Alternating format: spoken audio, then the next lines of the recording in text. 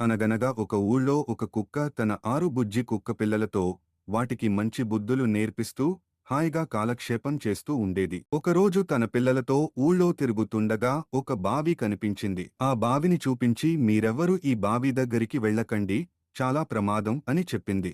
కుక్కపిల్లలు ఒకరోజు ఆడుతూ ఆడుతూ ఆ బావి దగ్గరికే వచ్చాయి. వాటిలో ఒక బుజ్జి కుక్క, అమ్మ ఎందుకలా చెప్పింది, ఇదేమిటో చూడాలి అనుకుంటూ ఆ బావిలోకి తొంగి చూసింది. బావిలో తన నీడని చూసి లోపల నిజంగా ఇంకొక కుక్క పిల్ల ఉందని దానిమీద అరవటం మొదలుపెట్టింది.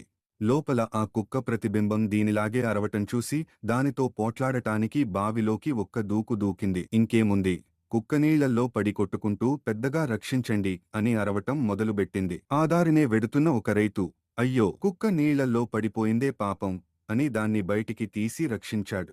నీతి: పెద్దలు చెప్పిన మాటలు వినాలి. కావాలంటే ప్రశ్నించవచ్చు, కానీ ఎప్పుడూ ధిక్కరించకూడదు.